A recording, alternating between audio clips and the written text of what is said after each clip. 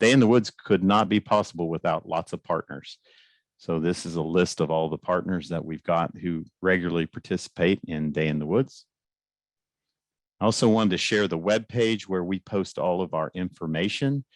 That's u.osu.edu/SE Ohio Woods. So it's right here. And you'll notice there's a post for today's event. After this event, sometime early next week, we'll post some resources from today's event. So you'll be able to go to a link at this site and you'll be able to find all the information that you'd want. And it'll be the most current post. So when you go to this site, it'll show up right at the top. A lot of information on this slide, but this is just our lineup for 2022. So we're real excited for 2022. After today, we're going to do a kind of a hybrid presentation on technology, which you'll have the option to do that one live. But then most of the rest of the events are going to be live events, lots of variety. Again, go back to this web page here and you can find that link to all those events that are coming up. Most of them are on the second Friday of the month, with a couple exceptions. The one I want to really highlight is not on the second Friday of the month, is a field-based pollinator program that we're going to do on July 22nd. Eric, do you want to briefly mention anything about that? No, we're just going to be out in the field and on a private landowner that's been completing some of these practices. So it'll be a good chance for folks to see what we're going to talk about, not just in pictures and what we're talking about here, but also in person and ask some professionals some questions. So it'll be a good day to be out in the field. And it looks like it's probably going to be in Meigs County, and more details will be coming up. The other thing I wanted to point out, if you go to the Southeast Ohio Woods page, we've got lots of videos and a new series on woodland boundaries. We've got a tree ID series. All the Day in the Woods programs are listed on this site. So we've probably got well over 100 videos on this site that folks can go visit. And with Tree ID, we're up to well over 80 right now. So lots of videos, lots of information, and they're listed here. They're all on YouTube, but this is the easiest place to find all the videos. And again, if you're a woodland owner, check out the new series on woodland boundaries. Pretty critical to understand boundaries and how to maintain them. And with that, I wanted to share the Woodland Stewards webpage. Lots of good publications, information there. And then I'm going to turn it over to Eric to start off the actual program. But good afternoon. My name is Eric Hayes. I'm with the Athens Soil and Water Conservation District. I'm going to get to talk to you guys a little bit later in this presentation. But before we start, we want to just kind of get everybody a little bit interactive with this. And so we're going to go through a series of photos here and just kind of throw in the chat. Do you think this is good pollinator or warm season grass habitat? And we're just kind of curious to see what folks think. So starting out with this one, do you think that this is good pollinator or warm season grass habitat? Yeah, pop it in the chat, folks. Oh yeah. Everybody's got the gist on this one. This is pretty apparent and pretty easy to tell that if you were a bee or butterfly, you'd be loving that. There's some warm season grasses apparent. There's great cover for wildlife. So this is really high quality habitat. So we'll move to slide B. What do you think about this? Is this warm season grass or pollinator habitat? Nope. Yes, it's a little mix there. Give everybody a couple seconds more to think about that. So this is kind of one of our little bit of trick question. For those of you that answered yes, you are correct. While it is a wetland habitat and it looks like you can't really grow what you're trying to grow there are very beneficial pollinators that grow, or pollinating species that grow within a wetland habitat. Even trees and shrubs, a lot of black willow, they're all great pollinator habitat. So just a little trick there. We'll move to the next one. One of my favorites, Eric, in those wetland habitats is buttonbush. If you can go out there when buttonbush is in flower, you'll be amazed at the bees and butterflies that are using that. About this one, slide C, is this high quality warm season grass habitat or pollinator habitat? Good. We've got lots of folks answering the right question. This looks like a cool season grass area. This is not high quality habitat. It is pretty decent if you're trying to cut some hay, but about outside of that, it's not providing a lot of beneficial habitat to pollinators or even wildlife. So good job on that one. Next one, Dave. One of the last comments that popped through said the trees in the background, maybe. Yep, So that was a good exactly. point. Trees along the wood line. Very good. So what about D here? Yep. Everybody sees those purple flowers. They think it's great. You are 100% correct. This is some pretty good habitat. Looks like a little heavy on the goldenrod in there maybe, but other than that, this is high quality habitat. And this is what we're trying to aim for if we're going for pollinators. Dave, you get another? Oh yeah. What about this? Is this good high quality pollinator habitat or warm season grasses? So we got a lot of no's coming in, a few yeses. Maybe. Yep. So this is kind of a hybrid answer, not so much on the warm season grasses. You probably get a few grasses in there, but this is more focused to the pollinators that are going to be kind of coming in through there for a lot of the trees or shrubs that are going to be regenerated in a harvest like this. So this is going to be and is good pollinator habitat and habitat for wildlife, but not so much on the warm season grasses. So those of you who said yes and maybe no, you're 100% correct. I think that's what we've got for those, right, Dave? There should be one more that popped. One more. So how about this? Is this high quality pollinator habitat or warm season grasses? Black. So there is some pollinator value here. You know, I've got a lot of folks that would dispute that with me, but the value of that pollinator habitat and nectar rich sources is limited for this certain amount of time and rather poor quality. So the answer is no, but there is some value. So that's it. And I'm going to end up passing this off to Marnie Tichenale for our first real presentation of today. Oh, well, I wouldn't say the first real presentation. All right, let me check some boxes. Hi, everybody. All right, well, again, hello, my name is Marnie Tichenale. I'm with OSU Extension. I'm the wildlife program specialist for the state, and I was the lucky one to be able to talk about this specific subject. So I'm really excited about this. I had fun putting this presentation together. So a few things that I'm going to talk about in the next 30 minutes or so are just stressing the importance of pollinators and why providing habitat for them is so important right now. I'm also going to be kind of reinforcing that connection that Eric already started us off with nicely between pollinators and the habitat that they use, so we can recognize what they need and what they're looking for. And then finally, we're gonna kind of, as we go through all that, take some sneak peeks into the lives of a few different pollinator species. So let's get started. E.O. Wilson, who is a famous biologist and naturalist, said, I think he just passed this past December, which was very sad, but a great man. He said that insects were the little things that run the world. And he believed that a land without insects would be a land without most forms of higher life. And that especially applies to our terrestrial ecosystems. And it's hard to argue with that, as the fundamental ecosystem processes of nutrient cycling and pollination are largely driven in part by the little guys, right?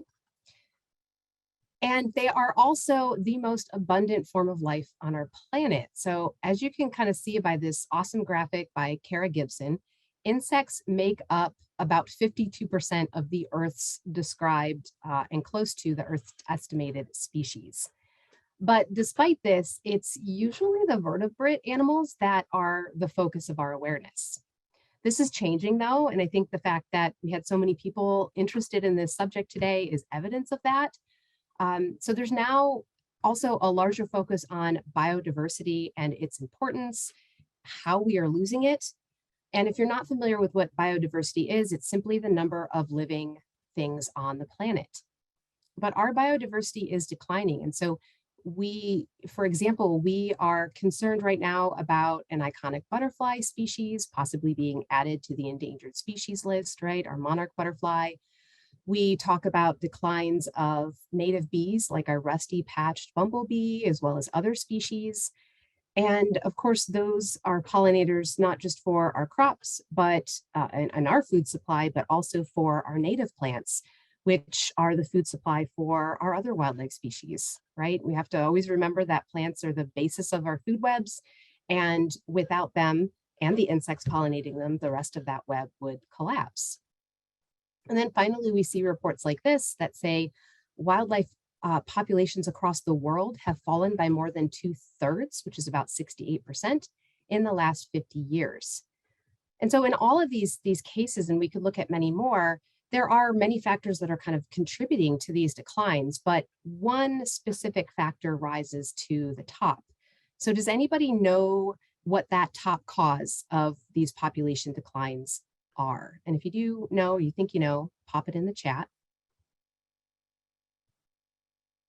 So I say Susan says habitat loss, habitat, temperatures, pollution, loss of habitat, yeah. Okay, so I think the majority of you got it. And everybody is kind of contributing other factors that are all playing into this. And that can play into habitat loss. So yeah, you guys are right. It really is that change in land and sea use. But of course, in the case of our pollinators, we're mostly looking at land here today. And that does include habitat loss and degradation. So it's kind of what you're looking at with this pie chart. So 52% was contributed to that land change. So that highest factor. This is not a new story, right? We know this. We know that habitat loss has been an issue, but it's not going away. And when we start to look at biodiversity, it's getting worse, right? So biologists are saying we are now in the midst of a biodiversity crisis, and we really need to start looking at what we're doing and changing what we're doing if we don't want to continue to lose species. So how do we do that? Well, let's get some habitat back on the ground for some of those sensitive and declining species like our pollinators. So maybe some of you were surprised by some of the examples of pollinator habitat we looked at earlier, but the bottom line is that pollinators are looking for native and diverse plantings. And you're going to hear this from the other speakers too as we go through today. And those pollinator habitat can come in many shapes and sizes, okay, as you saw earlier. So let's take a look at how some of these areas are important to pollinators. But before we do that, let's look at some of Ohio's pollinators. So I do want to spend just a little bit of time talking about the major players out there in Ohio. So of course we have the bees, right? I think we're most familiar with our bees as major pollinators, and that would be accurate. Honeybee probably comes to mind, especially their importance when it comes to pollinating crops that produce us food.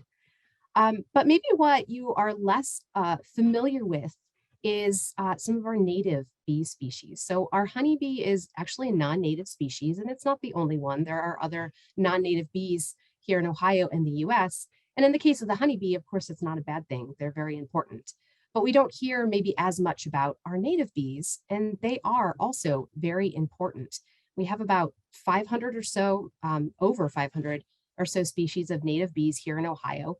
And those are the little guys that we really look to pollinate our native plants. And so the majority of those native bees are solitary. They don't form colonies like our honeybees do. And both our native bees and of course our honeybees, so these are going to be our heavy hitters when it comes to being pollinators, because they are the ones that are uniquely adapted to gather and transport that pollen. But there are also species of flies and other insects like beetles that can also be pollinators. So the Seraphid flies that you're looking at in this picture, these are the adults, and they will visit flowers for nectar. They'll pick up pollen in the process. They're quite handy to have around as their larvae are carnivorous and will munch on other insects that may be plant pests. These flies are also bee mimics. So you've probably seen these before. Maybe you thought it was a teeny tiny bee. They like to land on you and slurp up a little bit of any moisture that's on your skin. But they are in fact not bees, so they cannot sting. And a really easy way to kind of tell the difference is to, if you can, count the number of wings. So flies have 2 wings, bees are going to have 4. And then another group of pollinators here in Ohio would be our lepidopterans, our butterflies and moths. And some of our plants have co-evolved with certain species of moths, for example. So you're looking at a sphinx moth, and sphinx moths pollinate orchids. Here in Ohio, they're one of the major pollinators of the rare prairie fringed orchid, which we tend to find in wetland areas in Ohio. So these are some of the big pollinators here in Ohio. One that I didn't mention would be hummingbirds. So sorry I didn't mention that. Kind of focusing on insects today, but do you know that hummingbirds are also pollinators that we have here in Ohio? And the ruby-throated, of course, is our resident hummingbird. Waiting for my slideshow to catch up. There we go. Okay, so let's look further into how these pollinators use different habitats and some of those, plant insect connections that exist. And these examples that I'm going to be sharing with you are just some that I find interesting and exciting. So I could have used many examples. These are just a few that I pick and chose from. I also thought it would be neat to take kind of a seasonal approach and talk about some of Ohio's, we talk about some of these native pollinators and what resources they're looking at certain times of the year. So we're going to start in the springtime. And this is the time of year, well, we're a little early, maybe another month or so, is going to be when we're going to start to see a group of native bees. So native bees, and these are solitary, and they prefer to nest in the ground. So let me grab my laser pointer real quick. And hopefully you can see that, but I'm kind of circling, this is a little female mining bee of the Andrena species. And she is emerging from her little den that she's been sleeping in for a good 12 months. Now, please note that these bees, even though they are in the ground, they are not yellow jackets. So that yellow jackets are a wasp. That's a different insect. So, and we know, I think that yellow jackets can be aggressive. These mining bees are not. You're going to see these pictures and these videos I'm going to show, and I was not zooming in. I was all up in those bees. Okay, so they are very, very non-aggressive, and they just want to do their thing, and they're not going to pay attention to you. So let's take a look at how they live. Here's a nice little picture from Denise Ellsworth and Denise Briggs, and it's kind of a cross-section of their tunneling underground. So each of the females of this species will dig these little tunnels underground. It's going to end in a little cell like you see here. And that's where they're going to place a little collection of pollen and nectar, which we can call bee bread. Then she will lay a single egg, on that little bee bread, and that's going to be the food for the larva when that egg hatches. This happens in the spring, and it happens for about 2 weeks. You'll see these bees flying around all in a frenzy, and then they'll be gone. The adults will die. The baby eggs will be, or the babies will be underground for the next 12 months until that cycle starts again. So here's a little video I took last April, and the bees were just emerging here. So you're going to see a female coming out of one of her overwintering spots, and the males are just going to flock all over her. I think I can't play it with my laser pointer, so hold on a second.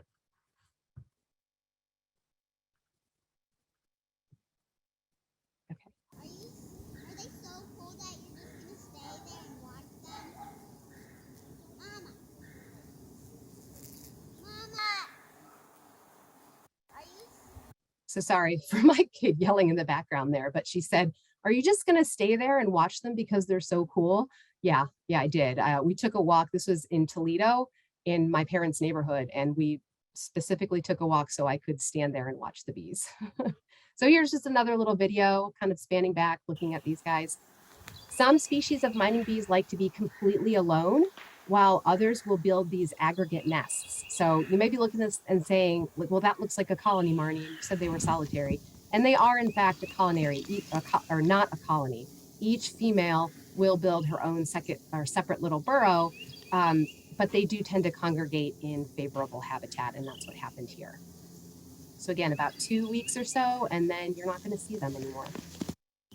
So what does this have to do with pollinator plantings? Well, the females of some species of mining bees, what they're really looking for are these sunny, dry, well-drained soils to build their underground nests. Now, this could be in a neighborhood like we just looked at, or it could be in a pollinator planting, especially those plantings that incorporate some native warm season grasses that like to grow in bunches. So you see some examples there on the screen, and in that lower left picture is a great picture of how those grasses kind of bunch like that.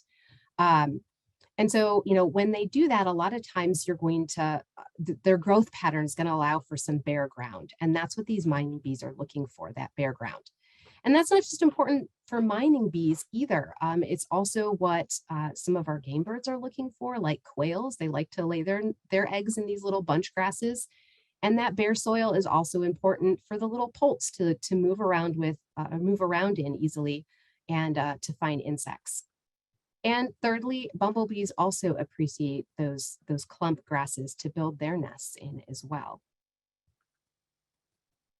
So let's move on to early summer into the summertime. Does anybody know what's going on here in this picture? Any guesses?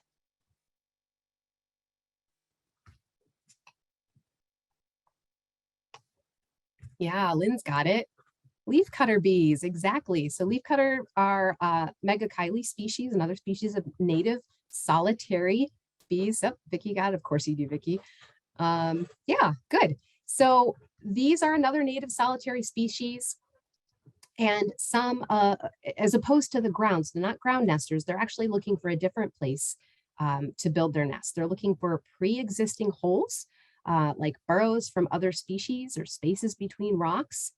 And there we see the little female actually chewing out that little circular disc of a leaf. And some of these bees will use petals, flower petals instead of leaves. So once they do that, they're going to carry it to these places where they're going to nest. And some of them are going to be plant stems, like you see here. And once they find a stem, they're going to take those leaves and essentially build a little sleeping bag or a little swaddle around that bee bread and that single egg. And so each one, let me get my pointer again. Each one of these little cells here is an individual little swaddle for the egg. And that's how this solitary native bee provisions her nests and builds her nests. And that's kind of what the larva looks on the inside.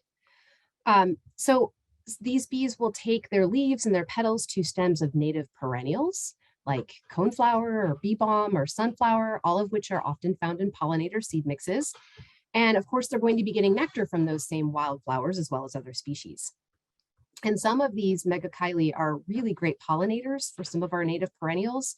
So there's been research that has found that milkweeds have a higher seed set when they're pollinated by these leafcutter bees. Now, these bees are also going to use the stems of woody plants too, such as elderberry, sumac, raspberry. Those are also some good examples. And then, of course, our woody plants are also important pollinators in other ways. And, Eric mentioned this in the beginning, and so did Dave, and we're going to dive into this a little bit deeper. Because I think we look at this and we all know that this is pollinator habitat, right? And it is. But we often don't think about this as pollinator habitat. But remember the leafcutter bees we were just talking about? Remember the mining bees? This is a honeybee, not a mining bee, but those mining bees are often emerging in the early part of the year when our native wildflowers are not yet in bloom. So what are they going to eat? Well, it turns out they're going to early blooming trees and shrubs like maple, like you see the honeybee on here, redbud and serviceberry are a couple other two good examples. And they're not the only ones, right? So many of our bees are going to utilize trees for not just nectar, but pollen as well. Here are some examples in that red box of some big hitters. But if you want to learn more about this and what trees are good for Ohio bees, this is a fantastic fact sheet. And I'll pop it in the chat box when I'm done, or maybe one of the other panelists can, where you can access that fact sheet. Let's move into summer. And I think since we're already talking about forests being pollinator habitat, this is a great transition to talk about some of our lepidopterans. So we have our butterflies here, and forests also support these guys. Who doesn't love to see bright colored butterflies during the summertime? But this is another group of pollinators we don't often associate with the woods. We know that they love to nectar on flowers like you see here in this picture, but they also find nectar in the woods just like the bees. But there is also another reason why our lepidopterans or butterflies and our moths fly to the forests. Does anybody know what that is? What is that other resource that they find that is essential to their survival that they often find in forests? Yeah, definitely shelter. That is very true. And I will touch on that. That's not the answer I'm looking for now. Water, not water. Though they would probably find that there too. Kathy's got it. Host plants, food for larvae. Yes. Now they're coming in. You guys are exactly right. So if you don't know what a host plant is, A host plant is the plant that the female adult decides to lay her eggs on. And our butterflies and moths can be sometimes picky about that. Some species are more picky than others, but a lot of times those host plants are woody in nature. So just to give you some examples, here we have the eastern tiger swallowtail. They will use yellow poplar, cherry, plum, and birch. Red spotted purple, we find laying eggs on oak, cherry, plum, and serviceberry. The spring azure uses dogwood. The zebra swallowtail uses pawpaw. Morning cloaks use willow, hackberry, elm, and aspen. And the banded hairstreak uses oak and hickory. And we could keep on going. But you just see that those woody plants, those trees in particular, are very important. And as somebody said, shelter is also important. So lepidopterans will overwinter in forests, in leaf litter, under bark, or other protected sites. So that's a chrysalis that you see. And I don't remember what species this is, but I know that black swallowtails will do this. They'll form their chrysalis and then they'll make like a little hammock. Can you kind of see their little web hammock that they'll kind of suspend? It's pretty cool. All right, so as we move forward into today's program, we're not going to discuss woodland management. We're really focusing on those native warm season grasses and native wildflower plantings. But I just want to make sure that you all realize that forests are very important habitats, and they're really going to enhance your native warm season grass and pollinator or wildflower pollinator plantings. And in turn, your plantings will then provide important resources to those pollinators that are already using your woods. Thank you, Danny, for putting those links in the chat box. So as we get into late summer and early fall, pollinator plantings that have late blooming plants like goldenrod, sunflowers, and asters are going to be very attractive to pollinators. And again, those are often incorporated into seed mixes. So here we see the soldier beetle, and that is an adult. It feeds on pollen and nectar. And in addition, it also is going to hunt down and consume other soft-bodied insects like aphids that may be plant pests. And the larvae of soldier beetles are also predatory, and they feed on insects in the soil. So I wanted to mention this idea of insect predators and talk about that a little bit more, because maybe we don't talk about it enough. And as I talk about this, you can enjoy this video that I took last summer of a praying mantis enjoying a fresh meal of insect leg in my backyard. I was really excited to see this. And I knew that if I planted native plants, especially native perennials, that these insect predators would naturally come. And they did. And I live in a fairly new residential area, so it's not like I have a lot of natural land around me, but they did come. And so I was very excited to see this guy. And it is one of the native praying mantis. So this guy, as well as the soldier beetle we just looked at, and others like spiders and lady beetles, these are all what we call beneficial insects to have around, because they help keep populations of other insects in check, especially those that may cause outbreaks and harm and issues to plants. And so what's interesting is some of the plants recognize this and try to reward these insect predators to keep them around. So plants like the ones that you see here will produce nectar in places other than the flower. So I'm just going to pause that so you're not distracted. So in this cherry that we're looking at, you see those two little glands at the base of the leaf, and that is producing what's called extrafloral nectar. And this is actually kind of as produced as a means of plant defense. It attracts those insect predators that hunt plant-eating insects. So you can kind of think of it as a payment system where the plant is saying, hey, you take care of these insects that are eating me, and I'll give you some dessert with your meal. So all those plants that we were just looking at in that last slide, back for a second, were mostly woody, but there were a few at the top, milkweed and sunflower, that kind of produce that extrafloral nectar. But as I've mentioned, many of our native perennials are going to be, and our native wildflowers are going to be good at attracting these insect pollinators. And these are some of the ones that kind of top that list right here. Okay, I'll finish with just a few more plant-animal interactions in the late summer to early fall time period. So our monarch butterflies at this time are looking for nectar to fuel their migration journeys. So again, those late blooming wildflowers are key, like goldenrods, asters, and sunflowers, just to name a few. They are also going to be equally important to our queen bumblebees, which you see right there. And in bumblebee society, it's only the queen that overwinters. So she wakes in the spring and she starts her hive from scratch. But in order to do that, she needs to build up her fat stores to overwinter, to survive the winter. And she's going to do that by collecting nectar that's very high in amino acids. And that type of nectar is found in those late blooming flowers, like the ones you see there on the screen. So I hope you are all ready to learn more about this habitat. Know that whether you can convert an area to a big area or a small area, it's going to benefit pollinators. I have a very small pollinator planting in my backyard, and I've been amazed at the diversity of species that I've gotten. So they're going to use both small and large plantings. And also know, as you can see from this slide, that you're going to be benefiting many species. I'm going to quote Eric here because he said it really well. He said it may be called pollinator habitat, but it's not just for bees and butterflies. And that is absolutely true. It's going to provide resources to many different species. So I will leave you all with a bumblebee high five. I just learned about this recently from Heather Holmes, who is a phenomenal bee biologist.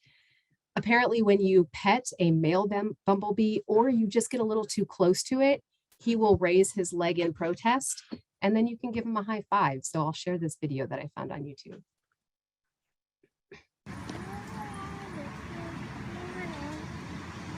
It's a nice looking flower you got there, Bumblebee. High five. Booyah. Have a good day. I will not tell you all how many times I have watched that video in the past couple of days. It makes me very happy. And that's now my goal for this summer, to high five male bumblebee. Just make sure that it is in fact a male, or you may get more than a high five because it's the females that have the stingers. How do you know if it's a male? Well, I'll share some of my favorite resources with you to learn more about plants and pollinators. And that fourth one down, Bees in Your Backyard by Joseph William and Olivia Messenger Carl, is a fantastic book. So if you want to delve into identifying native bees, it's so good. And then I'll also point out the one above it, Heather Holmes. She has a couple really great books.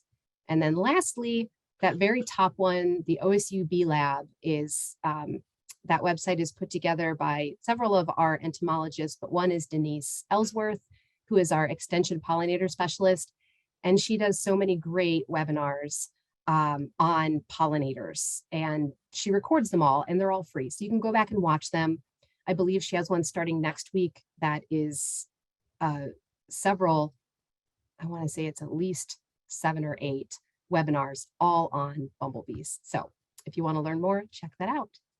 And that's all I have. Thanks, everybody. I'll stop sharing.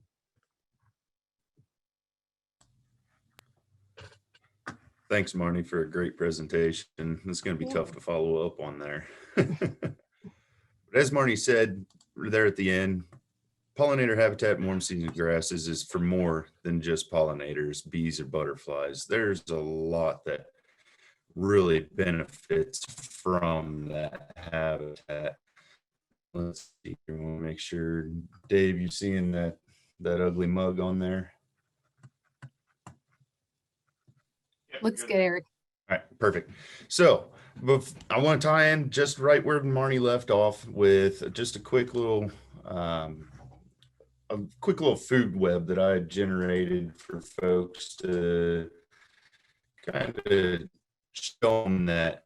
Just now, ignore all the arrows because you can get lost in that, but it all starts from a common milkweed. And then you can see here that it benefits flies, butterflies, bees, and wasps, which when people hear pollinator habitat, that's what they think of. And I always oftentimes get, for a big old burly guy, you sure do like that pollinator habitat.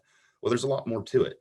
And I think the more that you actually have the ability to see that, you'll be able to correlate the use that comes from it and kind of more the broad spectrum ability that it has to provide to those beneficial insects that not only benefit us as humans when we like to have that apple off a tree or that tomato off the plant in the garden, but all the way to a turkey poult bugging through an area and eating some of those ground nesting bees that.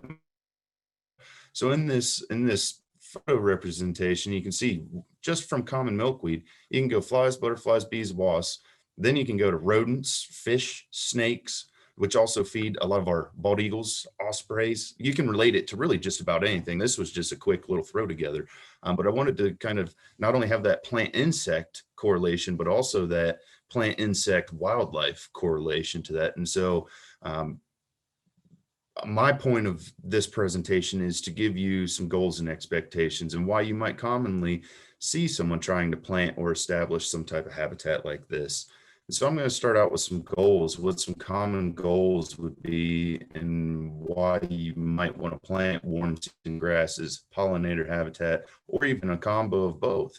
And so some of those, they're provide native and beneficial habitat for wildlife. That's just a really broad one. If you just want to give something good that's native to the habitat, we have a lot of invasive species influence these days. You want something that's native there and you want something good for wildlife. This is a great type of planting to go with. Providing nectar-rich sources for pollinators. Maybe you're a beekeeper and that's something that you're really big into. And so this type of habitat specific to pollinator habitat can really help you increase that nectar production, the pollen production, which then in turn increases your honey production. Then for my wildlife folks, a lot of you have probably heard the management practice called edge feathering. So a lot of folks, when they think of edge feather, they think they've got to clear or cut a forested edge to create that feather. Well, you also can do an edge feather by what we call planting. And so you can use warm season grasses, you can use pollinator habitat, you can use a mix of both. I oftentimes like to recommend that you use both.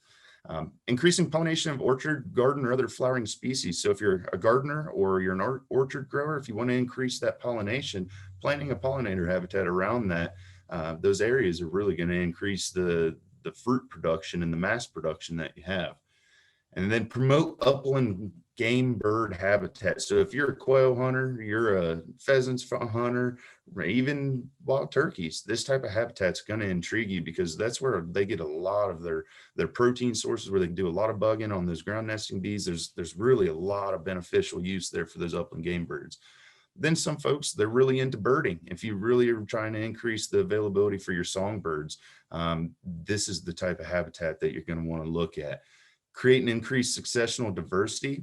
Basically what that means is if you have 100 acres of woods and you want to make it a little more diverse, this is the type of habitat you might, especially if you have one of those areas that stop or reduce mowing. If you've got a 10-acre yard and you want to add some wildlife value, I challenge you to take an acre out of mowing and change that over to pollinator habitat. Also, one that most folks don't think about is increasing grazing production. During the warm season, most of our grazing paddocks and areas are cool season grasses. So we have really good production during the spring and the fall, but we have kind of that warm season or summertime slump. And so planting a high quality warm season grass habitat is not only going to be able to be beneficial for a lot of different wildlife, but also even for your herd. And we have some things with Working Lands for Wildlife. And one of the programs was what's good for the bird or what's good for the herd's good for the bird. I can't ever get it right, but you get the gist that not only can it be good for your grazing production, but it also can be really good for quail or even songbirds. So I want to get into some expectations. I'm going to keep it pretty short and sweet with these. Most folks, I try to tell them there's a 3-year wait process. A lot of folks are wanting immediate results.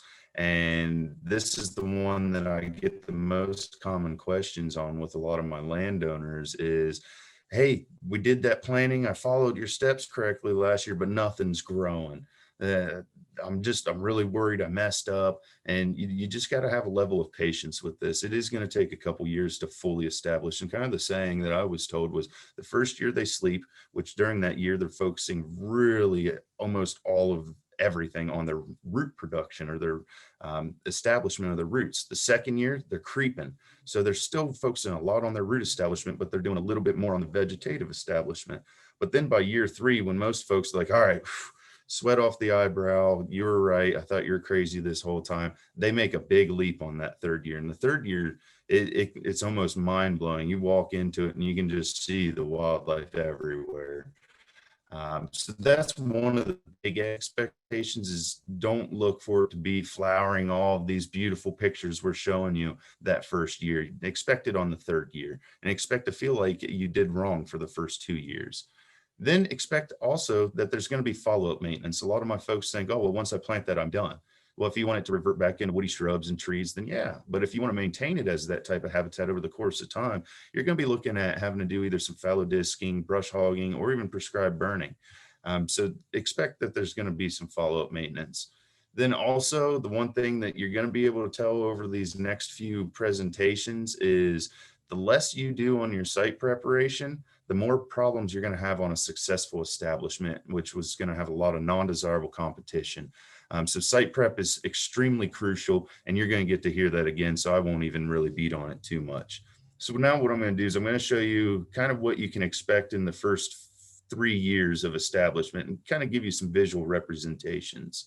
And the first one, I always like to start with the bad, is this is what happens if the site prep's done incorrectly. And so what you see here is you can see some windrows to the right where a farmer had been going through, getting ready to hay out the area. And then the area still standing over to the left that's nice and tall had actually been site prepped incorrectly, and there is a ½ acre of wildflower seed mix in there. But if anybody's familiar with what this species is, I'll give you a couple seconds and go ahead and put in the chat box what you think that species is out there growing nice and 10 to 12 foot tall.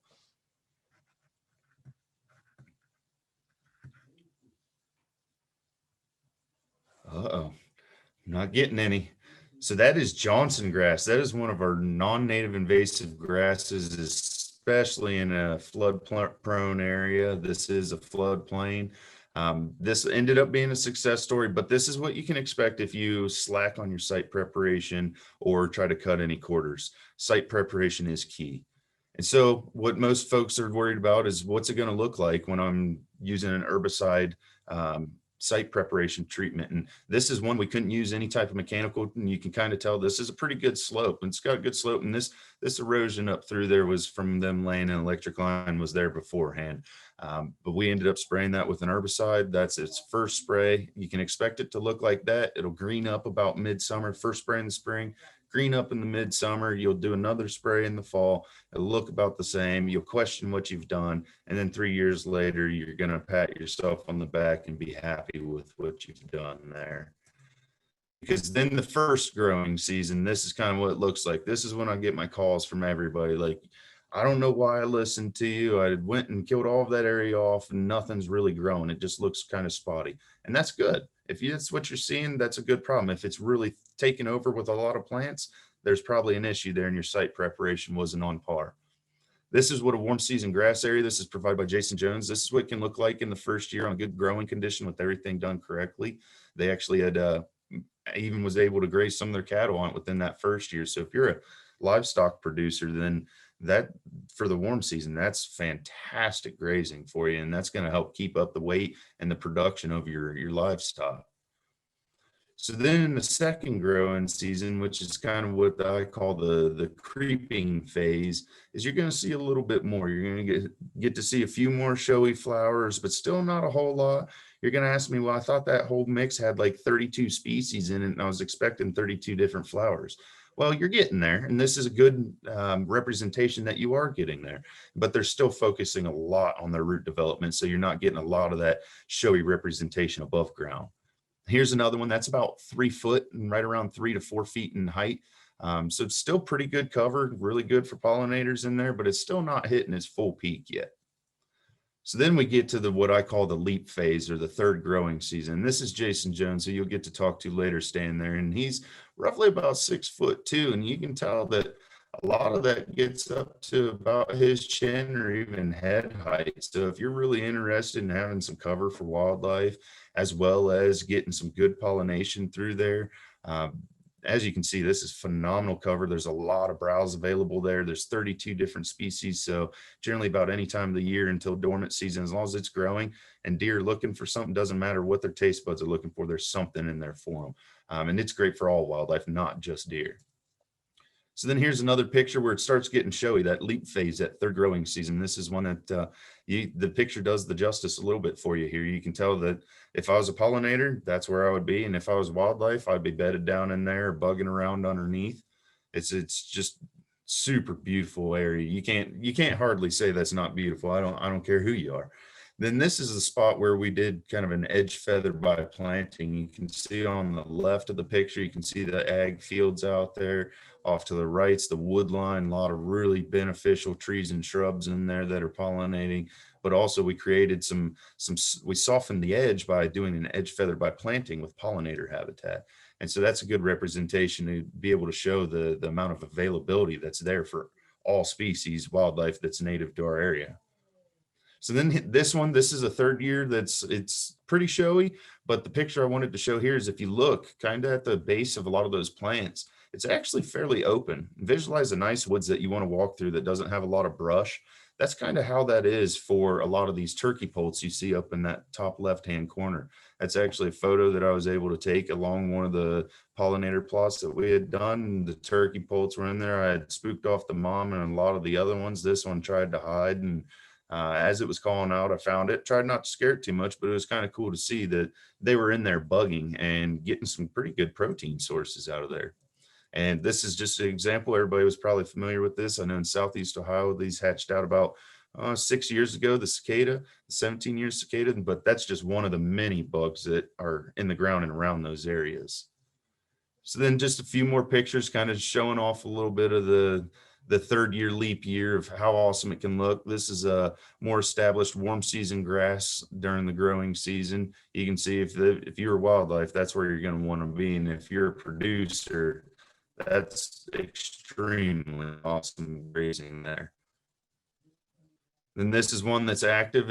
You can tell looks like several bits of clover in there, some big blue stems, some switchgrass.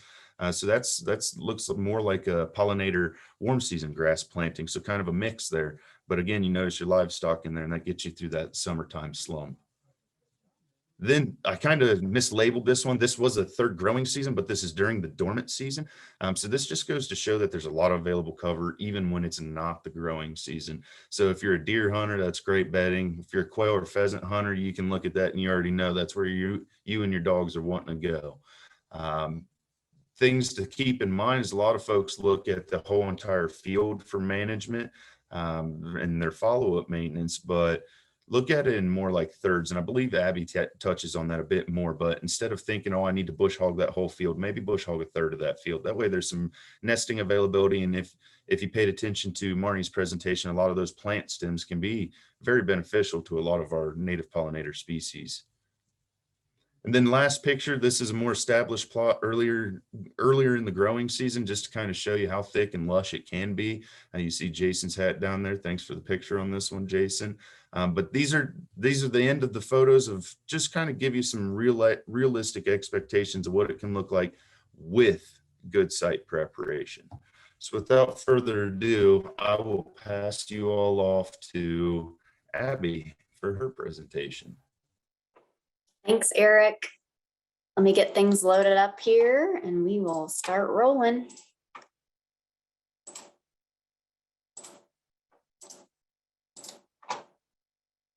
All right, if that doesn't look good, just interrupt me, but I'm going to start speaking now. So thanks, Eric. That was a great segue to my presentation. So hopefully, you know, what Eric and Marnie were talking about kind of convinced you that this habitat is worth installing on your land. Really, regardless of your goals, if you have a natural resources goal, pollinator habitat or upland grassland habitat is a really good addition to almost any property. Now, I am careful to not oversell this stuff and to, like Eric said, set expectations, not only of how long it's going to take after the seed is planted, but also, you know, I'm careful to talk to people about the work that it takes to establish this habitat in the beginning, because unfortunately, it's not as simple as just buying a packet of seed and spreading it in the area that you want to see pollinator habitat. It takes some care and attention to make sure that these things turn out to be high quality habitats that wildlife can use. I wanted to make note that I'm a pollinator habitat biologist, so I'm going to say pollinator habitat a lot through this presentation, but a lot of the key takeaways from my portion here are applicable to grassland habitat as well. So if you're more into native warm season grasses, this information still applies. So don't tune out just yet. So as far as planning the pollinator habitat or upland habitat, the first thing you got to do is figure out where you're going to put your plot. Some people, they only have one piece of land that really would work and is available to them. But if you have a large property, several areas that are open, you might have a choice of where to put your plot. So I wanted to talk a little bit about how you might make that selection. So first, look at the landscape level. Wildlife can't click onto the auditor's website and figure out where your property boundary is. They're going to be moving between your neighbor's property, your property, and beyond. So it's good to look at what is around you and think about how the wildlife that you're trying to target might use the entire landscape that surrounds your property. Now, with that in mind, if you can add on to existing habitat. Adding on to existing habitat instead of creating islands of habitat where wildlife have to cross different land uses to find the new habitat is valuable. So add on if you can. When wildlife have to cross across, cement or farm fields, they're literally risking life and limb to access that new habitat. So if you can put it close to or adjacent to existing habitat and build off of what's already there, that's really great for wildlife. Protect from nearby land use, and especially considering herbicide, pesticide, insecticide use if you are in an ag landscape. This may not be as much of a concern for the grassland habitat, but especially for pollinator habitat. We don't necessarily want our bees being exposed to some of those pesticides that are used on ag land. So if you can place your plot in an area where it's not going to be as affected by ag land, that's great. Or you can artificially protect your plot with something like an evergreen hedgerow that the bees aren't going to be feeding on. So just something to consider if you're in an ag heavy landscape. You want to protect the site from heavy use. So put it in an area that you're not going to have to continually be bringing equipment through or rutting up the soil. If your grandkids like to run dirt bikes across your property when they visit, maybe put your pollinator habitat in an area where you're not going to be putting heavy use in that area. It's good to get out there and enjoy the habitat. I encourage people to walk through it, or, you can even drive over it if it's dry. You just don't want to be tearing it up after you take all the time and money to create it. So think about, the future use of the site. Now, once you have the plot kind of picked out, you got an idea of where you want to put it, you can think about the local factors. So how much sunlight does it get? A lot of our native wildflowers like full sunlight. A lot of the cool stuff does. There are shade tolerant plants that you can use if you don't have full sun, but it's something to keep in mind as you're planning your project. Think about prior and current land use. So is it pasture? Is it current crop field, and think about what might be in the soil or what might be nearby that could potentially move into the site, like invasive species or leftover herbicides that may be existing in the soil. So maybe you plant a cover crop to take up those herbicides and give it more time so that the herbicide residual doesn't affect your planting. There's a million different scenarios, but it's just stuff to think about as you're planning your project. You want to be able to access the site, especially if it's a large plot of land that you want to convert. If you plan on doing all the work by hand, perhaps you can carry your equipment back to a site that's inaccessible with equipment. But if you have, a 40-acre field, you're going to need to get a tractor out there. So think about what equipment you might need and where you can pass through to get access to the site. You can also think about the size and the shape. So especially the shape, block plantings as opposed to strip plantings are preferred because that makes it harder for predators to find the critters that are using the site. Strip plantings are still very valuable, especially for insects. But, if you're thinking about game birds, you might want to consider block plantings over strip plantings. So, this is all to say, this is what potentially would make a site ideal. It does not mean that if you don't have these conditions that you can't have a very valuable upland habitat project. It's just if you have the option, select for the more ideal sites. But even if you have unideal sites, habitat is better than no habitat. So I still encourage you to go for it if you can. Okay, so more about planning. You have your site picked out. The next thing is to think about how you're going to get the work done to get that habitat out on the ground.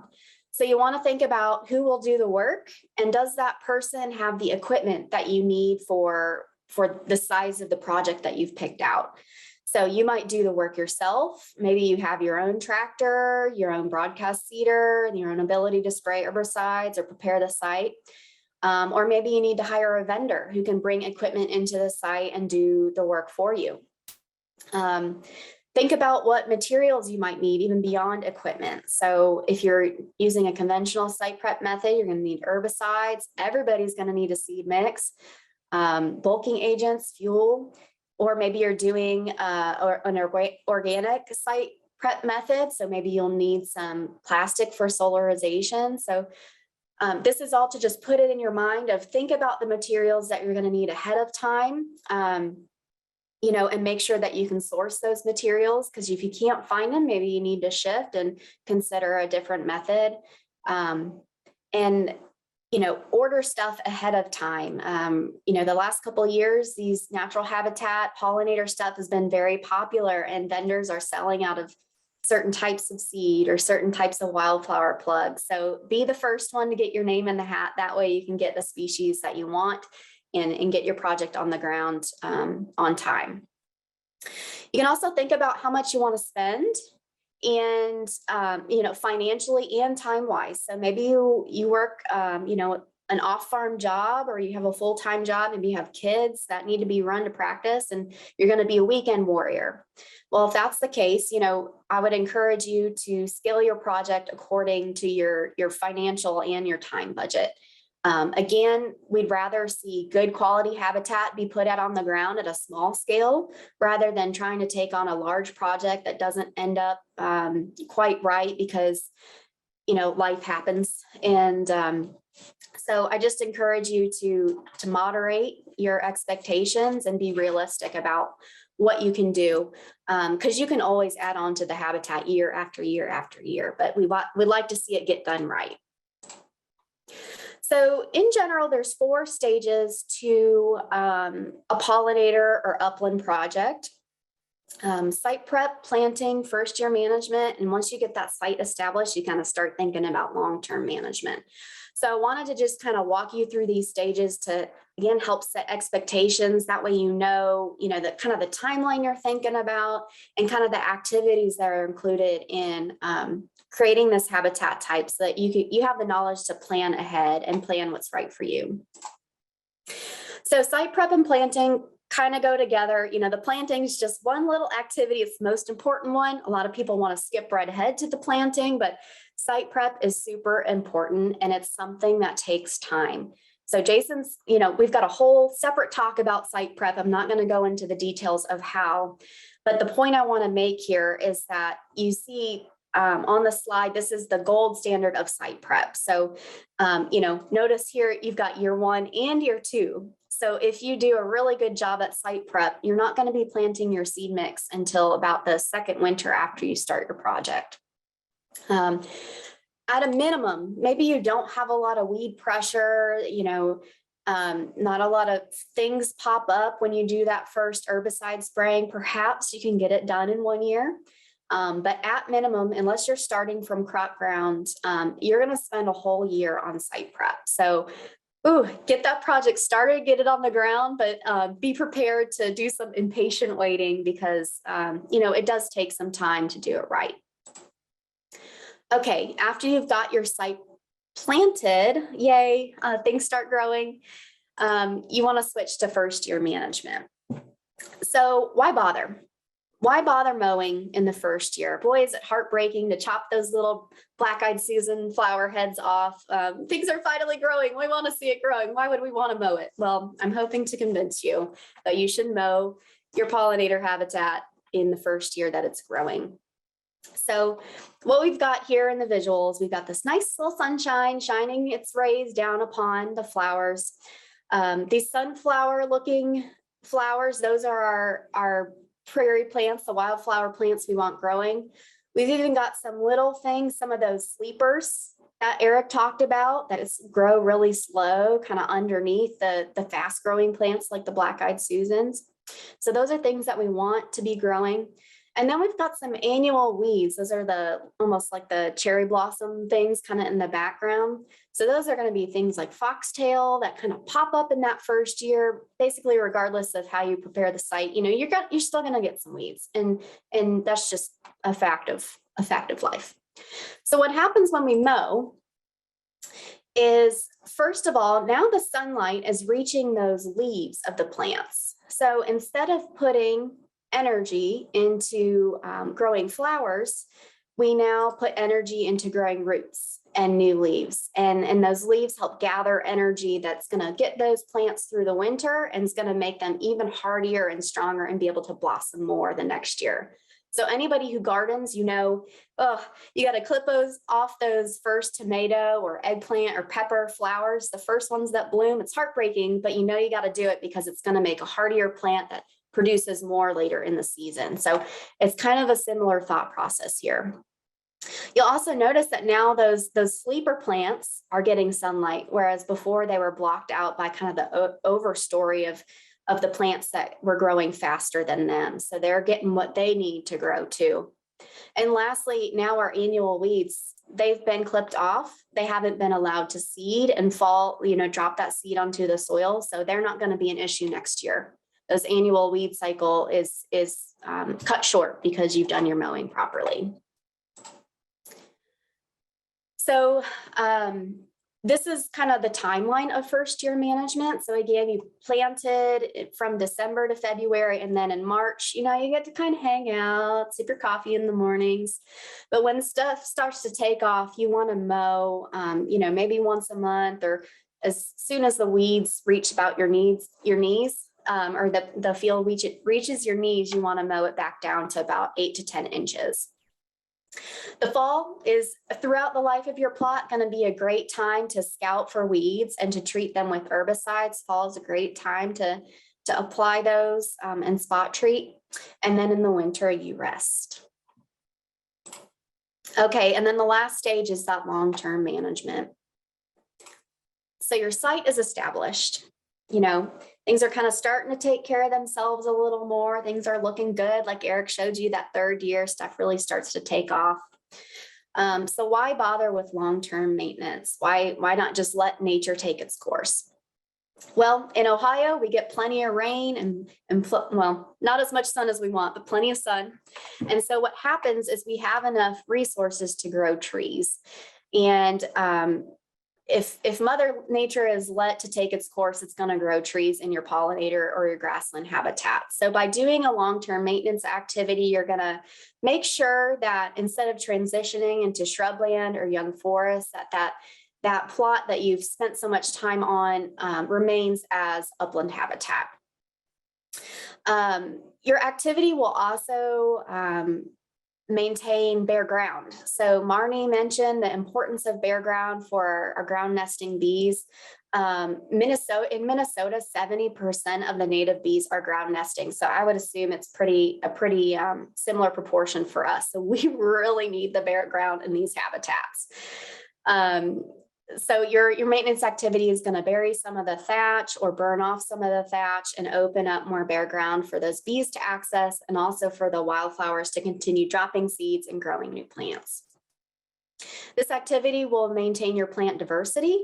So, some of the grasses in these mixes can be a little more competitive than the wildflowers. So you might start to see a drop off of the flowering plants and start to see more grasses. So, we want to maintain that plant diversity.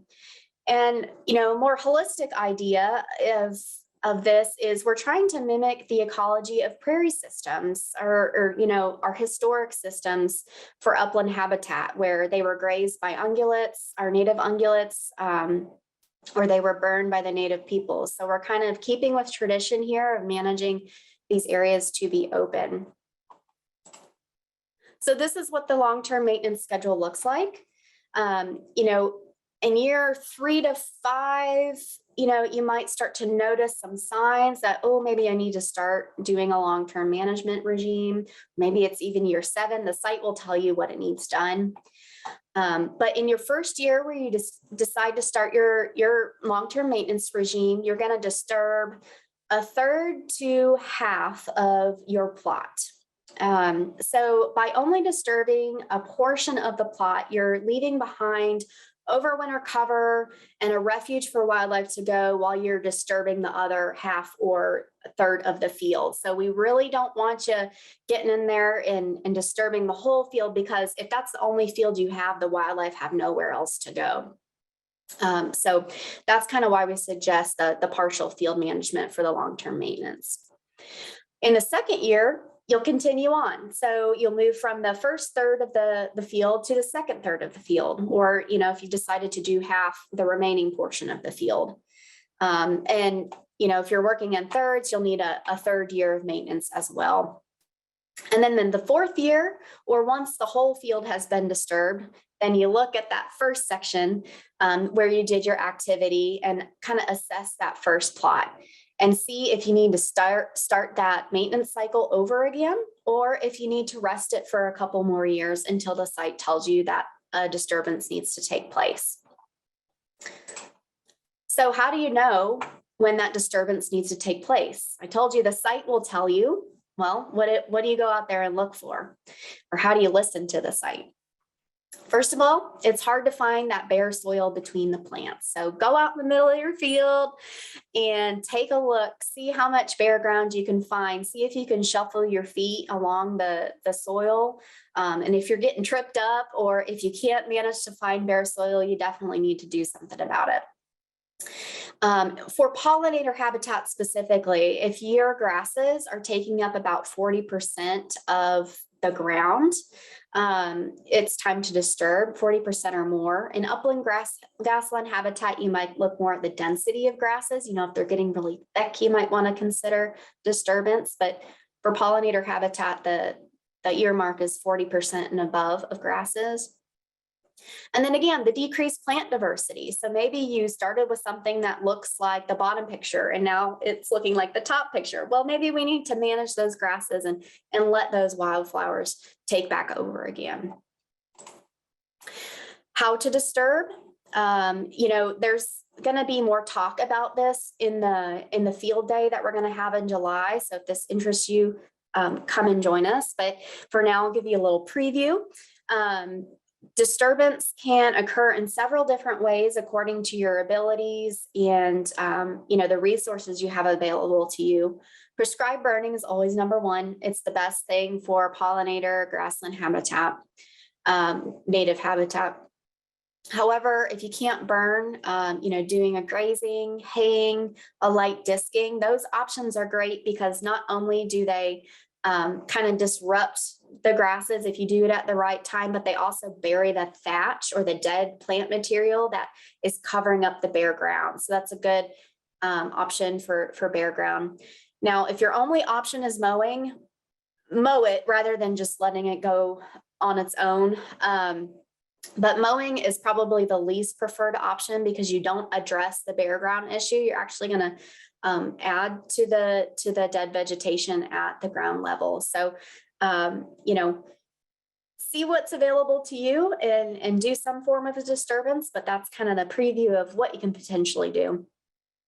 Watch for weeds in the years after you disturb, really throughout the life of the plot, but especially after a disturbance. Those weeds are going to take advantage of the bare soil and the sunlight. So check it out once start things growing again, and make sure you zap those weeds as soon as you can.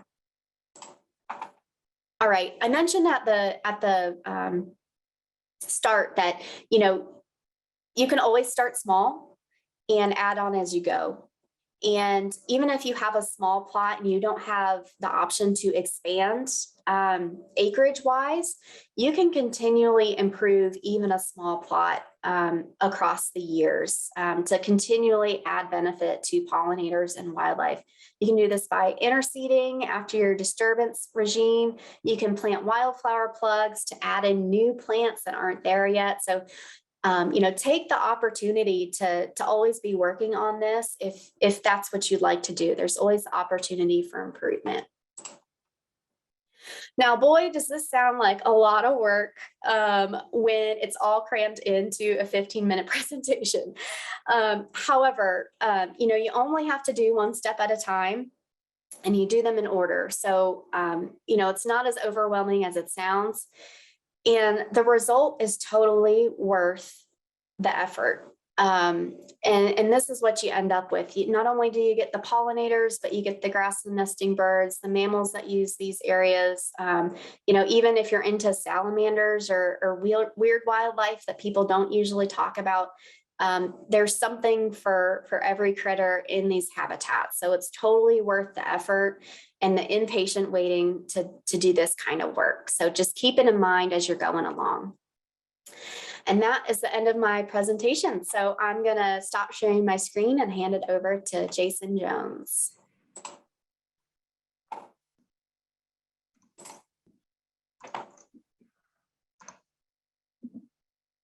Okay, that looks good on everyone's screen. I'll go ahead and get started.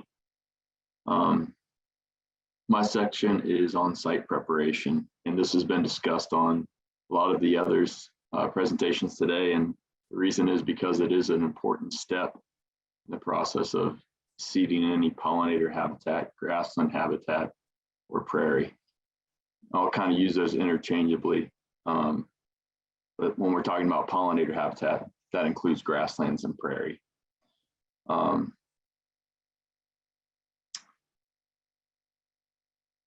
So 5 steps to a successful pollinator habitat planting: site preparation, site preparation, site preparation, and then seeding. This is a little redundant, but the nature of this slide is to stress the importance of site preparation. And to go a little further, what is the common reason for failed seedings? The most common reason is lack of site preparation. So that's why it is important to really do a lot of planning, like Abby was suggesting, and to take site preparation seriously on these sites. And so some considerations. First off, a good consideration is why would a landowner want to do this? And the reason kind of goes back to what Marnie was saying about we've had a lot of habitat loss. A lot of our habitats are degraded. Planting these kind of habitats, even on a small scale, can have a huge impact on our native species of wildlife and pollinating insects. So when we're looking at the site and preparing our site preparation, site history is important.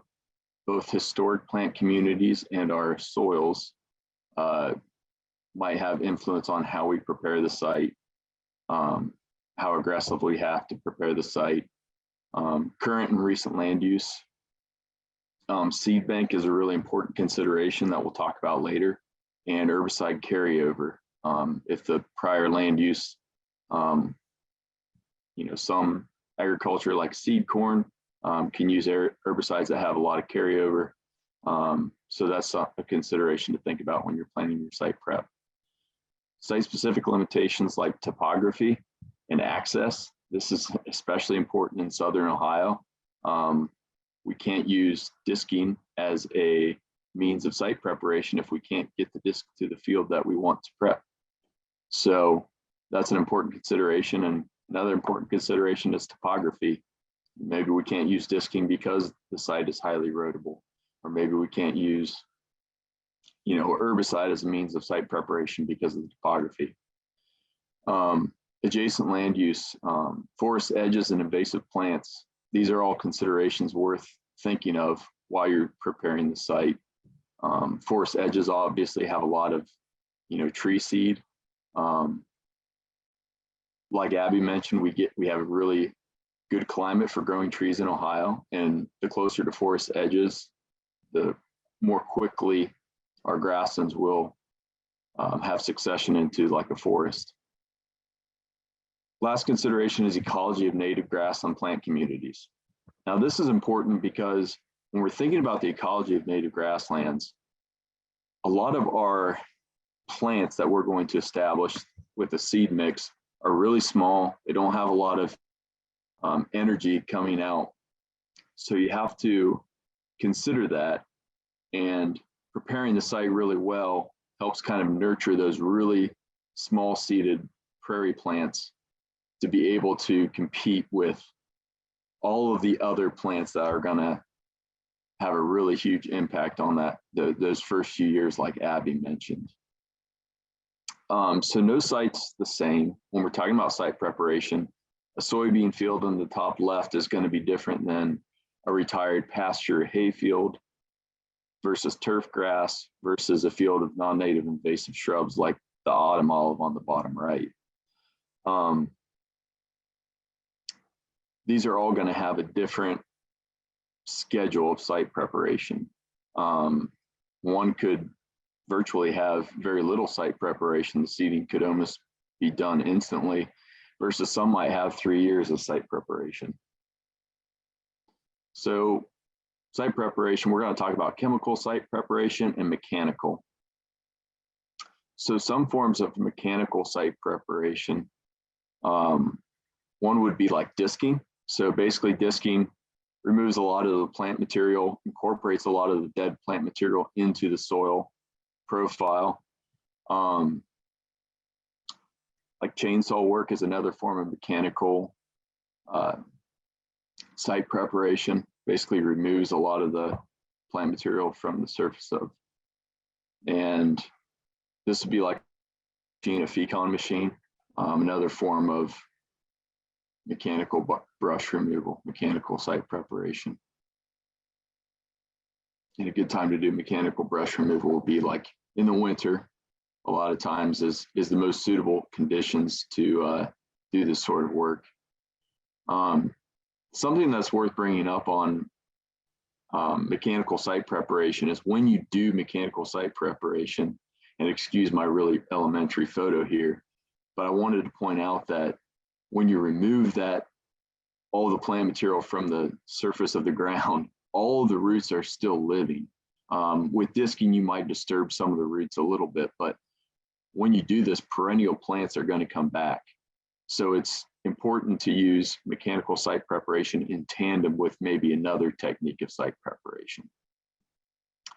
Prescribed fire can also be used in tandem with other methods of site preparation.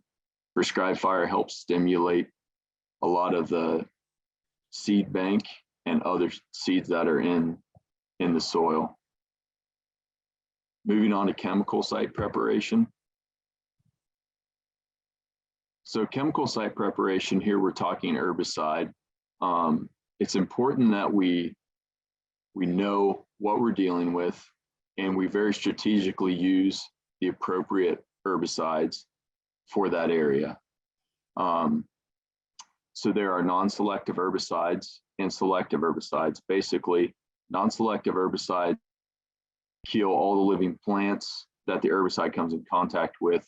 Selective herbicides are used to selectively kill a certain group of plants. For instance, there are grass-specific herbicides that kill only grasses. There are broadleaf herbicides that kill only broadleaf plants. These are good tools for site preparation because in some instances, we want to be selective on what we kill. Contact herbicides versus systemic herbicides. Contact herbicides basically kill what they're in contact with. Systemic herbicides translocate an herbicide throughout the plant and can kill its entire root system. In some cases where we're using herbicides to kill non-native invasive species. That's what we want. We want to kill the root system, the whole thing. So it's important that we target our site preparation for when the plants that we're killing are growing.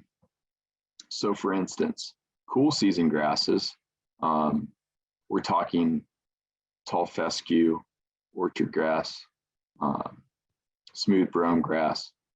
They're active in the spring and the fall. And these grasses are most susceptible to herbicide treatments and any other form of site preparation in the spring and the fall.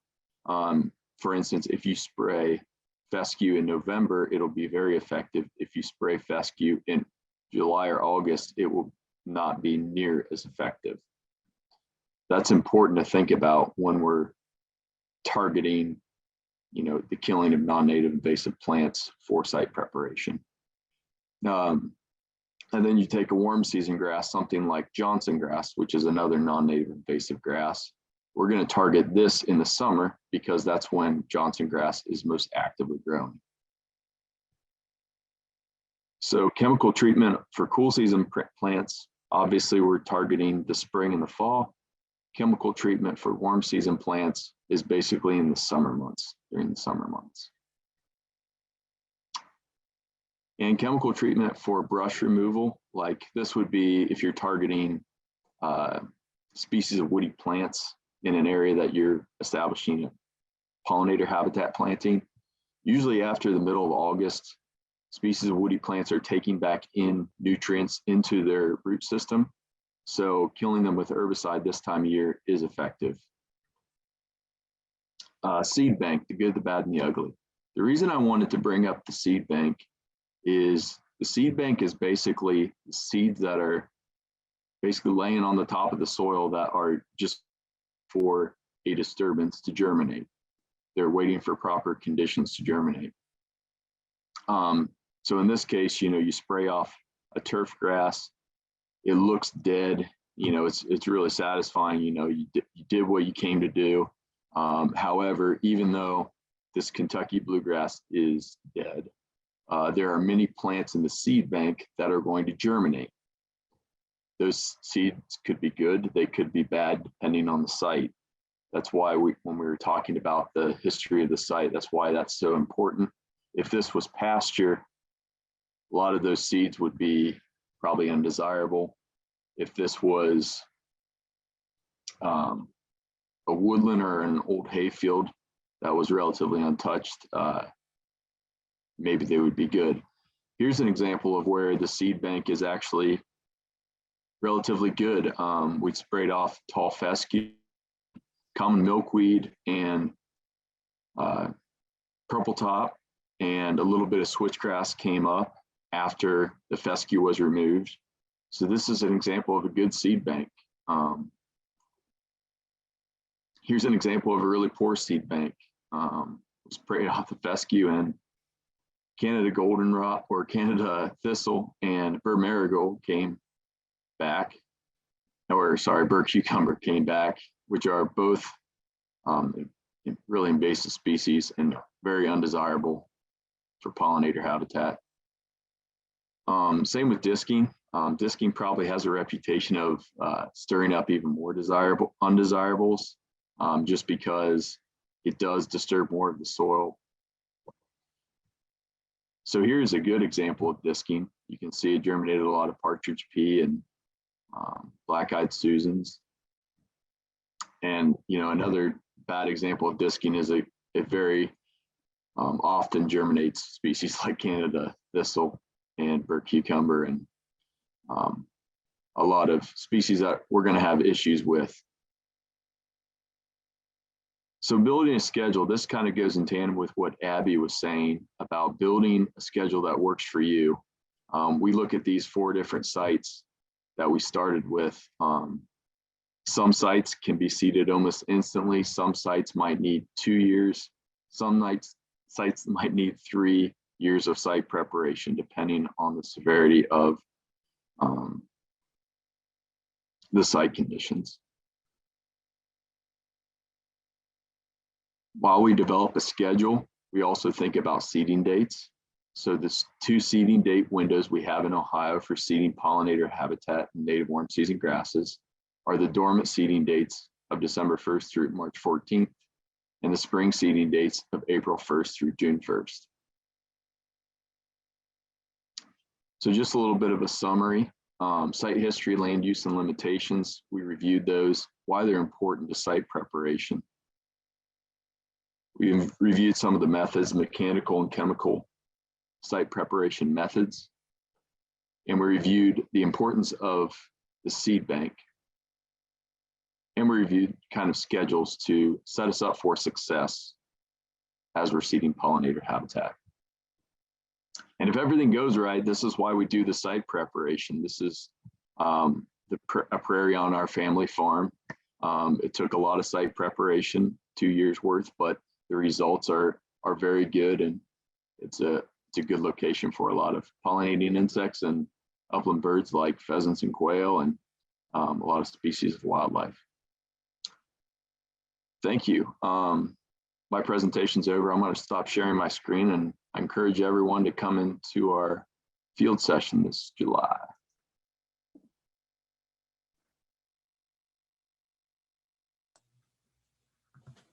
All right. Thanks, Jason. That was a good lineup of presenters there. Those are all very good. And hopefully we were able to kind of give you guys a good introduction. This is why we kind of tried to break it into 2 portions, was to give you an introduction to this, because there's, as you can tell, there's a lot of info and a lot of planning that goes behind this. So if you're looking at trying to do a planting this year, hopefully this helped you have some ideas, or maybe help you figure out some goals, expectations, know some of those or the kind of the shared uses between wildlife, pollinators, even us, and just the overall use for the wildlife and the ecosystem as a whole. And if you're interested in this type of information, definitely join us on the 22nd. We're going to go out, all of us, most of us should be there. We'll be talking in person about this. If you got questions, we want to answer them then. If you got questions you really want to answer now, let's answer those now. We've got some time that we'll spend here just answering anybody's questions and kind of talking through with you. Eric, do you want to mention Nick's video? So thanks for bringing that up. And actually, so a lot of folks are like, all right, well, that's great. This tends to cost a lot. And I didn't see it on your slide there, Jason. That was a good preface. Essentially, there's a lot of cost that goes behind doing this. It's not free. And a lot of folks really like the idea of doing this until they realize that it might take a little bit of money to establish. And so there are some cost share or grant programs out there that kind of share the costs in that. A couple of them are by the name of Environmental Quality Incentives Program, or as we say, EQIP. Then there's also the Conservation Reserve Program, or CRP.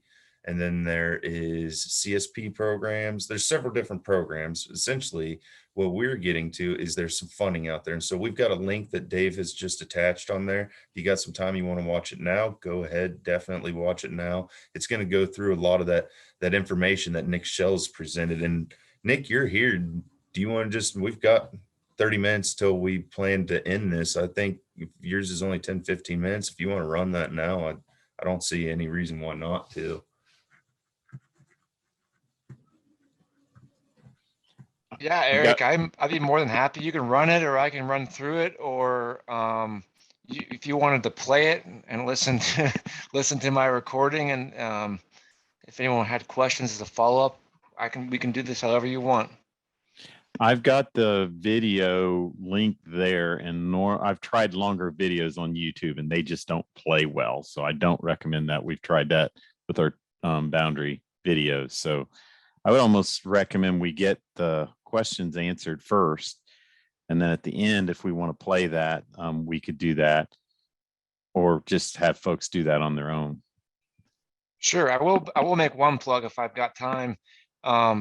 This past year, we did just add our wildlife habitat plantings, which also includes pollinator plantings, as an additional priority practice for the state of Ohio. So that means that it essentially receives additional cost share. So the normal rule of thumb is that our programs, specifically EQIP, help cover about 75% of what we anticipate the producer or landowner's cost to be. But for that particular practice, we now cost share 90%. So to help incentivize folks to plan that practice. So I just wanted to put that plug out there as a reminder when you're thinking about exploring NRCS programs for your conservation practices. One thing I'm going to interrupt real quick that I don't think we did a really great job of is just explaining who everybody works for and what they can provide as far as assistance. So if all the speakers want to just do a brief introduction of who you work for and how you might be able to help, I think that would be also helpful for the audience. Just take a minute and do that if you don't mind. Nick, you're already there, buddy. You go ahead and All right, start I'm that up. party. Sure, no problem. So I'm the state biologist for the Natural Resources Conservation Service. We work a lot with folks, everyone on this call, but we essentially, one of our main goals is to help people help the land. And we have quite a bit of conservation dollars tied to our various programs that are available for folks when they're interested in improving their landscape, whether it's converting ag fields or working in your forest land, creating wetlands, pollinator habitat, wildlife focus, you name it. We have a program that can probably assist you either financially, or we can also provide just technical assistance if you want to do something on your own. So. Thanks, Nick. And as you guys heard, I'm Eric Hayes. I'm with Athens Stormwater Conservation District, which basically we're the best first stop as far as if you just have a whole lot of ideas and you're running them all through your brain, but you don't know what you want to do. You just bought this property or you just started managing for wildlife. So basically what we do at the Soil and Water District, Conservation District is we field those calls. We go out into the field with you, walk the site, tell you what types of possibilities you have, what programs that are maybe through Nick or the Farm Service Agency or a lot of these partnering programs. We kind of help you figure out which are your best paths and opportunities. We take it from being a really big picture of you don't know what you're doing or what you have available, and we try to narrow it down to still a pretty big picture, but a little bit smaller. To help focus where you might, who you might want to be talking to, or who might be able to best help you through these programs. So that's where the Soil and Water plays into this. Jason, I'll set you up next. Okay, hi everyone. My name is Jason Jones. I work for Pheasants Forever and Quail Forever as a grasslands coordinator in Southern Ohio. I help provide technical assistance for the EQIP program, the Environmental Quality Incentives Program through NRCS. So I'm just there to help facilitate that program in counties in Southern Ohio.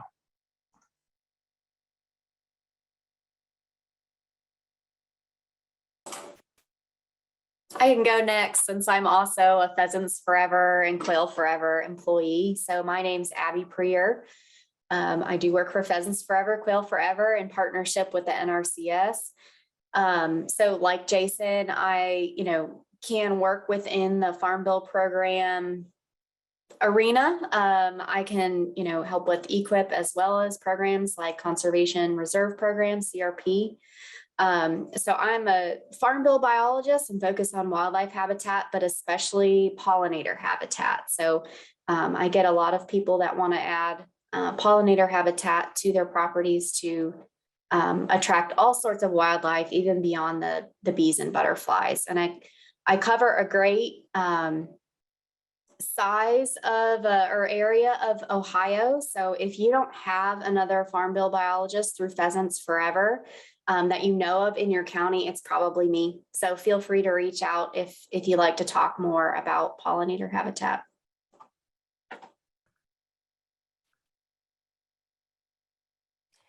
So, hi, everybody again. My name is Marnie Tichenell. A little bit different situation from the rest of these folks. I'm mostly on the education and outreach side of things. So I help to put together programs, conferences, workshops, webinars to for landowners, for woodland owners, for professionals, just to kind of share this kind of information that you all learned about today. And then I also do my best to connect you to the folks that you heard about today and let you know that they're there to help you and to be a great resource to you.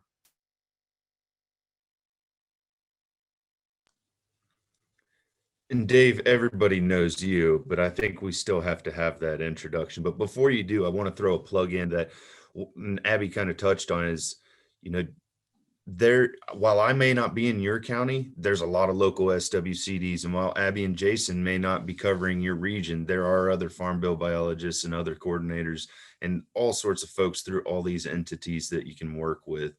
The big thing to take away from is there are folks there that can help you, whether they're paid by your taxes or by federal taxes, or just as programs like Quail Forever, Pheasants Forever that are based off of a lot of their seed sales or even their local chapters or income. So you know, there's lots and lots of resources out there that you can reach out to. So whenever, just start asking questions, start at your local SWCD, and then start moving through all those resource folks. And they all can paint a different type of picture, but I might use a wide brush for my picture painting and Jason might use a narrow. So it'd be good to reach out to all those folks, talk with them all, and then come up with your own game plan based off the information that they've all provided you.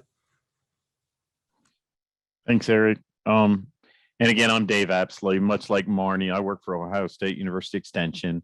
I don't know much about pollinators at all. I coordinate the Day in the Woods program and mainly do woodland owner outreach and education. I did want to mention, I've posted several times in the chat that we will do a post. We'll add lots of resources, contacts. If it's okay with the speakers, I'll have them send me a PDF of their PowerPoint presentation that we will post at those sites as well. So we'll have lots of resources. And if you're on the webinar or you're registered, we will send you a link to those resources as soon as they're available. It should be sometime next week. So with that, Eric, did you guys and whoever else is on any more questions in the Q&A or the chat that we haven't covered? I noticed Eric and Danny were frantically answering as many of those as I could as the day went through. If you've got real specific questions about your situation, the other option is we'll provide the contacts of all the speakers. And, you know, if you got a real specific situation, you might just reach out directly to is another way to do that. We'll send email contacts and all that too. So anything we've missed, folks? There's one that I wouldn't mind talking over. It was a question that I tried to field the best I could in that moment, but I think it'd be good to bring up. It was from Sandy. She had said that we planted 6 acres of pollinator fields on our 200 acres. In our backyard, we have some good goldenrods and some bad ones that are taking over. Any suggestions on how to decrease the Canada and tall goldenrods? So I was figuring maybe Abby and Jason would have a little bit better insight on that, because that's a little bit of a tougher problem to mitigate if you're already kind of in the midst of the establishment of all those species. So Abby or Jason, do either of you have any input to that?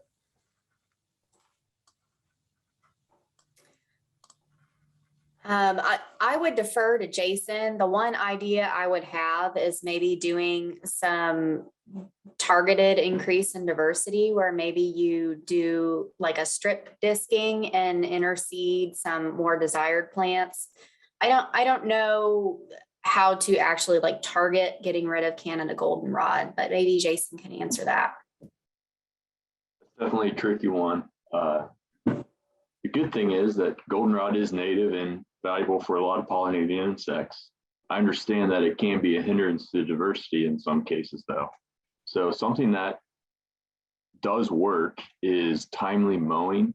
If you mow that goldenrod high, unfortunately it has to be during the primary nesting season for grassland birds, but in May and June, you can actually mow that goldenrod and it sets it back enough that the plants underneath it get enough sunlight that they can eventually become more dominant.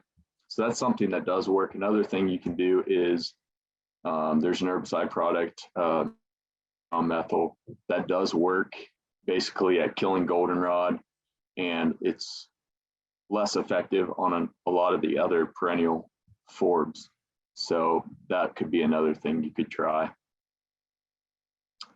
But yeah, it's not the worst problem in the world, but I definitely have seen a lot of stands that can be just about 90 to 100% Canada goldenrod or tall goldenrod.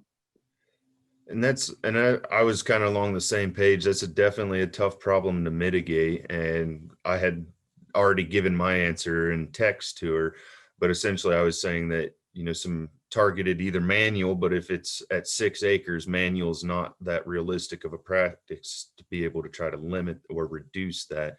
But then you could be looking at like some targeted herbicide applications, or maybe even some wicking that would be able to give you the ability to target those areas and just reduce the overall population of them, to hopefully provide some available light and area for those species that are already existing within that planting, is kind of one of the other ideas that I was thinking along that line. We've tried the wicking in some small plots that we have out on the OSU campus in Mansfield, and it's worked pretty well. So for smaller sites. And then we've also done the mowing at the Going Conservation area where we had just goldenrod all over the place. And the mowing, that targeted mowing worked very well for us. And it was really interesting to see, a little while after we did that, milkweed just started popping up everywhere. So it was neat. Any other questions? I don't see anything else that's popped up. So thanks for the presentations, guys. That was great. And thanks for everybody that attended to this. And hopefully we get to see you July 22nd. Yeah, more details will be forthcoming on that and all the other Day in the Woods programs. So appreciate everybody's patience, especially on a Friday afternoon. So we had, I think, a total of 132 people on at the peak. So it's a great event. The speakers, I want to thank all of them. They did a wonderful job. And before this cold weather sets in, please take at least part of your day to sneak out there and enjoy it in the woods.